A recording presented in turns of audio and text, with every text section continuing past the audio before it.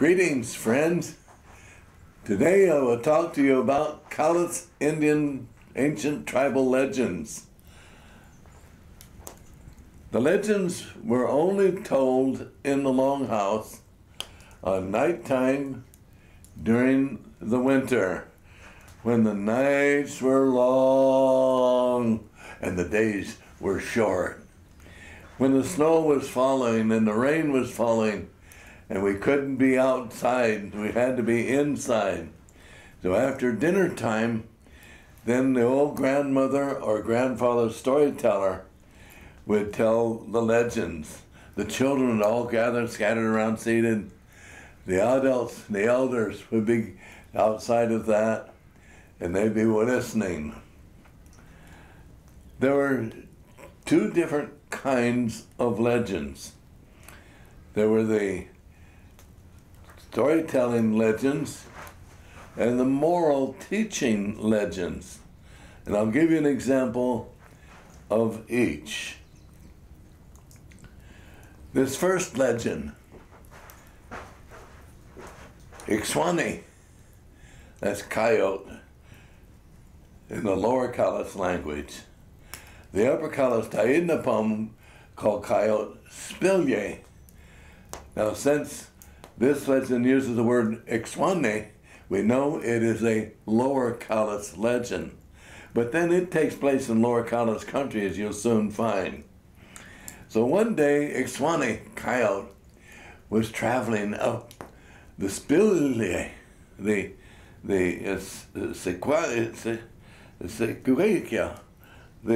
call it the Tootle River. And she heard a great rumbling. She perked up her ear. Oh, it was Lawilotla, Mount St. Helens. She was very angry. Then all of a sudden, she heard another rumbling. Oh, that's Tacoma, Mount Rainier. Oh, he's very angry. Oh, they're having a husband-wife argument. Then all of a sudden, Ixwani saw Mount St. Helens, Lawilotla, blow her top and knock the head off of Tacoma. End of story. Now, what kind of a legend is that? Is there a moral teaching there? No, it has nothing to do with moral teaching. It's an historical legend. What it is saying is sometime in the long ago time, our Cowlitz ancestors witnessed a simultaneous eruption of Mount St. Helens, Lawilotla, and Tacoma, Mount Rainier. She saw Lawilotla, Mount St. Helens, explode first, and she threw all her rocks right at Tacoma. And then he erupted, and his top button blew off. Oh, so she blew her top and knocked the head off of Tacoma. Sometime in the very, very long ago time, long before any historical records of the eruptions. And so that's an historical legend. I want to tell you another legend. This is called the horse race, a Cowlitz legend. About a little boy, he lost his mama and daddy, and he now lived with grandma. And grandma was all that he had, and he was all that grandma had. Oh, she loved him very much.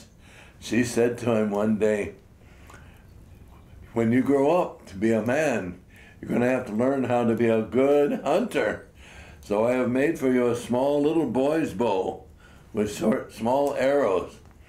And you need to go out and shoot at small animals like rabbits and squirrels. Don't go far from the house. You don't want to get out in the woods. The old woman of the woods might capture you and put her in her basket and take you off and eat you. Many of the Northwest Coast tribes have their own legends about the old woman in the woods. It was like the white man and his boogeyman. Better be a good boy or girl, or the boogeyman will get you.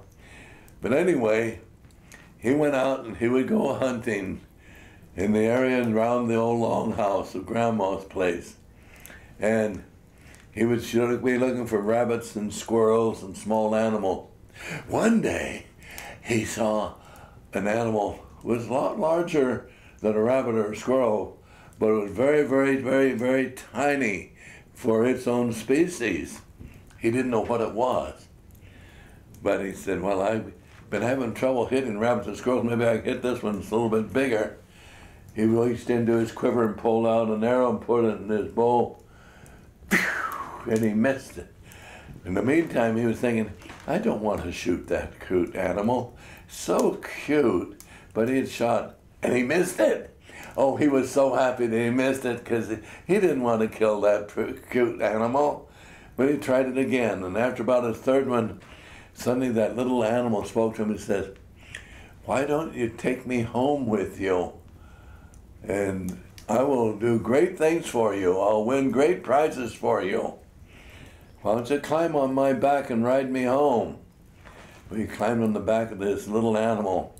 It was so small that even though he was just a little boy about 8, 9 years of age, his feet were within 2 inches of the ground. Of course, you know, it was a horse, a tiny, tiny, tiny, tiny horse. He had never seen a horse before. I never even heard of such a thing as a horse. But as he approached the grandma's house, longhouse, grandma saw him coming.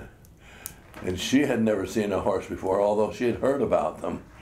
But she didn't notice what this was. And she thought it was a dangerous being. Oh, a dangerous being has captured my grandson. But he yelled, hi, Grandma, it's me. And he leaped off of it.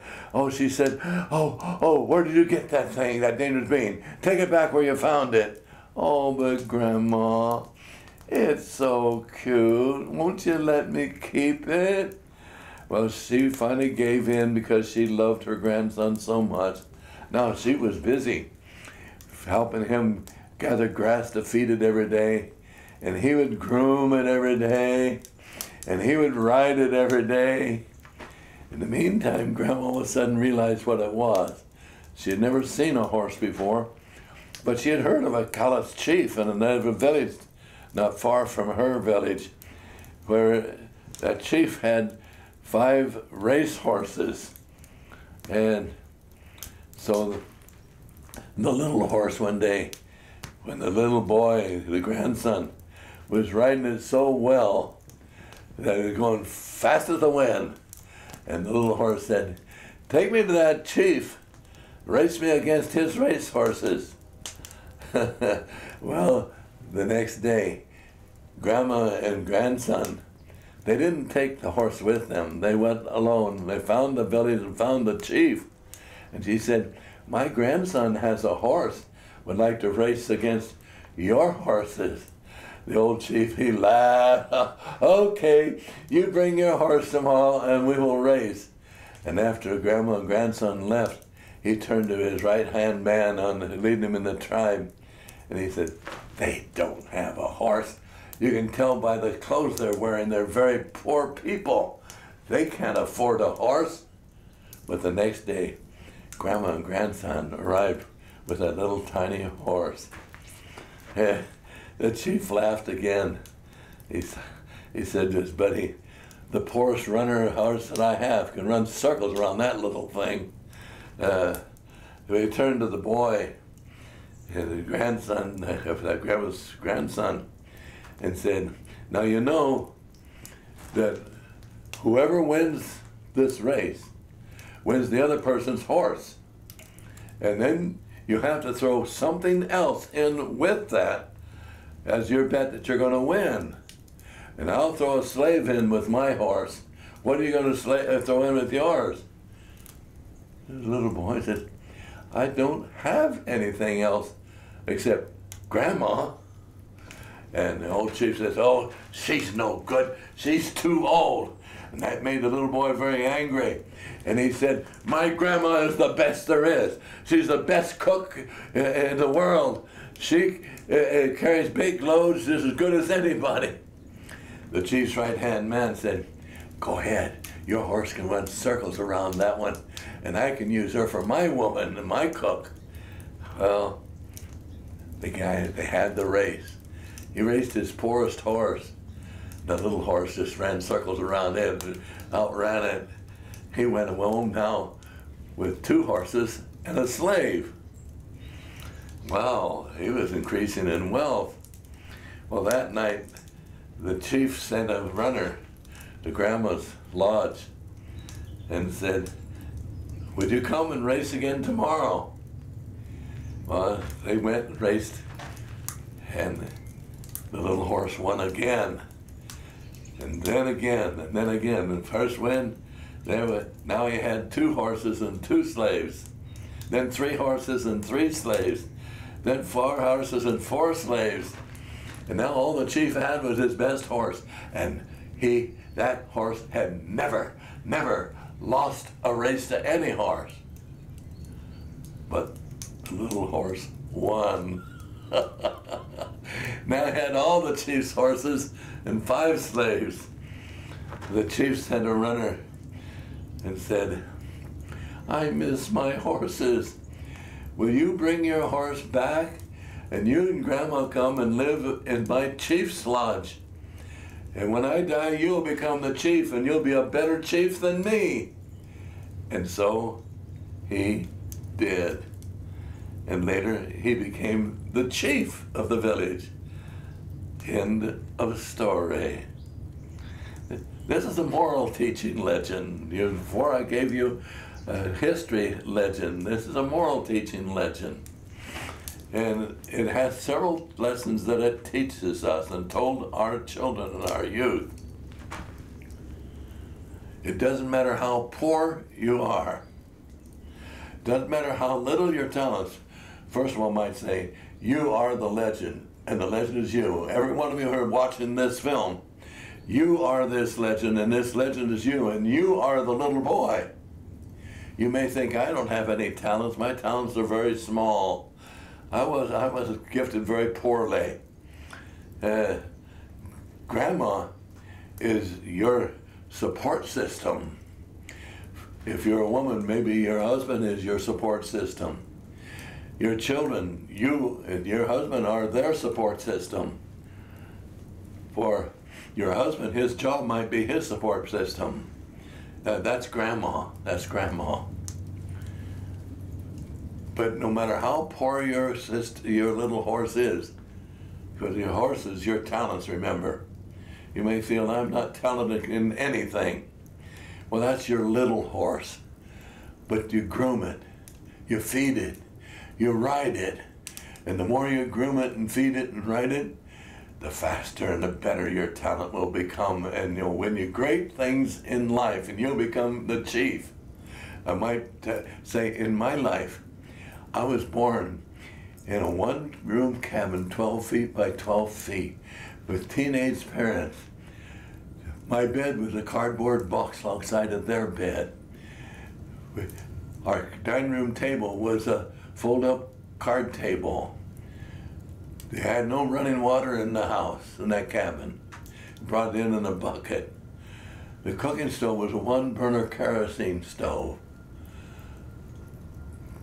What kind of chance did I have in life? That was my little horse.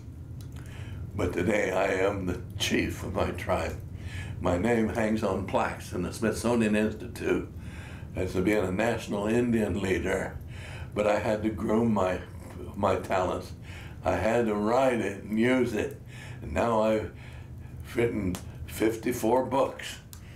I had to groom that talent. I had to write it. And you, watching this story, you are the little boy. Ride your horse, groom it. Tell you one more legend. This one is an Upper Cowlitz legend. It's about an Indian man who lived up in the Packwood country. There was a time came when the salmon were scarce. The fishermen couldn't find any, and the people were going hungry. But there was one man. He knew the secret places, and he could catch enough salmon to feed the whole village. And the moose, elk, became real scarce, hiding in the dark woods, in the forest, in the darkness. But moose, elk, was this man's own Tamanawat's power, his medicine spirit power. And they would give themselves to him, and he catch enough to feed the whole village. He became greatly renowned throughout all Cowlitz country as the best hunter and the best fisherman going. But that did not make him one bit happy. He could care less about all that. All he wanted was the hiaqua. You wonder, what is hiaqua? Well, that was our Indian money in those days. Today you call it dentillium. It's only one place in the world where it can be found, and that's off the shores on the east side of Vancouver Island. It's dentillium is a seashell. These white shells that I'm showing you are what we call today dentillium. That's hiaqua. That was our money. You take and string these shells on a piece of sinew about so long, and you string enough strings of these, you can buy anything you wanted to buy. Maybe you're going down the trail and you would see an Indian riding a horse from another tribe or another village. You love that horse. Oh, how much you sell horse for? Oh, maybe 10 strands of hiaqua, or maybe 20 strands if it's a more expensive, better horse. You could buy anything you wanted. You could buy canoes. You could buy slaves. You could even buy a wife. This was money. All that he wanted was the hiaqua. He wondered, where can I find some hiaqua? One day, Moose, elk, his totem power, medicine power, whispered in his ear where he could find the hiaqua. It's at the very, very top of Tacoma, Mount Rainier. And you go up there and you go down into the crater and you see a black lake in the bottom of the crater. And you look on the other side of that black lake and you see 3 giant stones. One is shaped to look like a salmon's head. One is looking like the root of a camas. And the other one looks like the head of moose, elk. And if you dig down through the snow at the foot of the elk head, you'll find the hole is filled with hiaqua. Well, we call this man miser, and you'll find out why. All he was interested in was money. Hiaqua. Well, he couldn't wait to begin the climb, but he knew that if he told his kloochman, that's the Indian word for his wife, for a woman, wife. If he told his kloochman he was going to climb to the top of Tacoma, she would raise all kinds of hell. Oh no, you'll never make it. Everybody's ever tried that. They fall off in the deep crevices and they die there. So he knew he didn't dare tell her, or he'd have a big argument. So that next morning, he sent her out to dig the camas, knowing she'd be gone all day. As soon as she went out to dig the camas, then he put together his ictus. Ictus was a piece of elk, been tanned, that he could put his smoked salmon in it, and other food that he wanted to eat on the trip. He also took 2 elk horns and he cut off all the hooks except the very top one and put those in there to use as ice picks to climb the mountain. He folded it all up, and that ictus, that became like his suitcase, his bundle in which he carried things. And he took off up the mountain from Packwood, up what is now Packwood, on up Mount Rainier, Tacoma. About at the time the sun was going down, but there was a full moon, he was just at the snow line, and he kept right on climbing all night long. By morning, he came to the edge of the crater. Oh, he looked down, and sure enough, there was that black lake. Oh, and sure enough, there are those 3 giant stones. Oh, he could hardly wait to get there. He got to the foot of Moose Moose, the elk head. He threw his ictus down on the ground.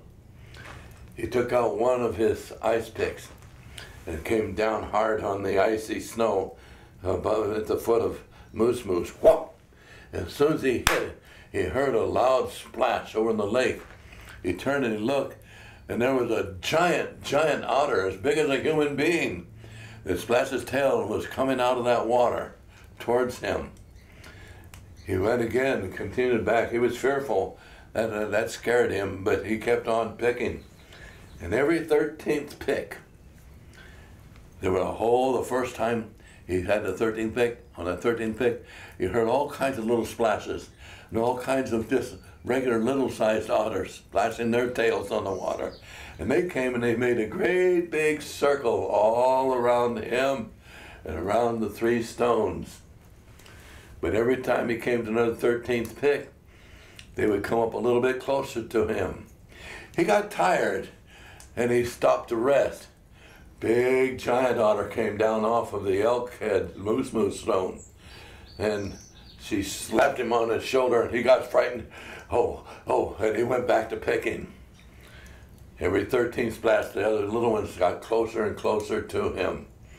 And then his ice pick broke. Big giant otter jumped down off of the big rock, and her teeth grabbed the other ice pick and thrust it in his hands. He knew he had to keep picking. He broke through, and there, the bottom of the snow and ice, there were all that hiaqua. Oh, he was so excited. He had brought many sinews with him, pieces of sinew with him, about so long. And he strung a bunch of hiaqua on one, put it around his neck, another one, another one, another one, until he had so many he couldn't carry anymore. He covered everything up. Said he'd come back and get some more of them at another time. And he started to leave. He never left a gift for Moose Moose. He never left a gift for Hias Sakhali Tai, the great chief of the above. He started to leave to go across, to leave the crater. And all of a sudden, Tuta, thunder, roared. And Konas, the storm god, came down on him with fury. He pulled off one piece of his string of his hiaqua, and he threw it away. And everything became nice and quiet, very briefly. And then Tuta came back and roared louder, and Konas came back with greater fury. And he threw another one away. By the time he got climbing out of the crater, he had thrown away all of his hiaqua. And Kakahiti, the chief of all the world's Tamanawas, had been singing, ha ha ha, hiaqua, like a great choir, ha ha ha, hiaqua. And now he had thrown away everything. He was just up the upper edge of the crater. Konas hit him with such fury, blew him down face down in the snow, where he slept for a very long time. When he finally awakened, he was very, very hungry. He went looking for food. He'd been there so long, he'd been there when the snow had melted and it was ice, and the bare rocks, and then snow, and then bare rock, and snow, and then bare rock. When he finally went down the hillside far enough, he found some blueberries and some huckleberries. Oh, that was so good to have something to eat. He got down to the bottom of the mountain and he saw an old cabin. We stopped to visit with who was there. There was an old, white-haired, wrinkled, heavily wrinkled woman there. He began to visit with her and then suddenly realized, oh, this is my Klutschman, my wife. And she said, you've been gone for 20 snows. He couldn't believe it, but they were right on the edge of the Cowlitz River. He went and he looked in a quiet pool that was like a mirror, and he saw that he was white-haired and then heavily wrinkled too. But he was no longer interested in the aqua. He was very happy just to be alive. End of story. Now, what's that? A moral teaching? What is that teaching us? Well, that was told in the Longhouse to teach our children and our youth that you came in for a specific purpose in this life. In fact, the tradition was in our Cowlitz tribe, at the age of puberty, you would be sent on a vision quest. And on that vision quest, you would discover what you were supposed to be in your lifetime, like he was the hunter and the fisherman for the village, to feed the people. You need to honor that. Not be interested in that white man's green frog skin, the dollar bill. Be ready to fulfill what you're supposed to be, a musician, a writer, book writer, a scientist, whatever. You must ride your little horse. Oh, now I'm bringing that other legend in, aren't I? Because the two legends complement each other. Yeah, you got to groom and ride your little horse. That's what you got to do. And so that's one lesson we learned from that legend, teaching our youth, what is it you're supposed to be here in our village for? Work at it, develop it, use it for your people's help and aid and glory. Another lesson from this legend is you must always be ready to potlatch. As he forgot to potlatch Moose for telling where the Hiaka was, he forgot to potlatch Storyteller, the great chief of the above. In our Indian tradition, quite different from the white man's tradition. If you want something in the white man's tradition, you want to get married, you ask the preacher, how much do you charge? You don't do that in the Indian world with our ancestors.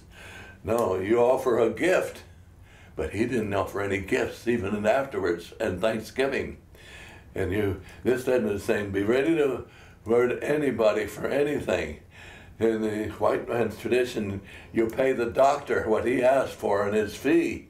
In the Indian world, the Indian medicine man or medicine woman, you wouldn't ask them. You would come and say, can you do a healing ceremony for me? And you'd offer your gift. And if they accepted the gift, they had to do it.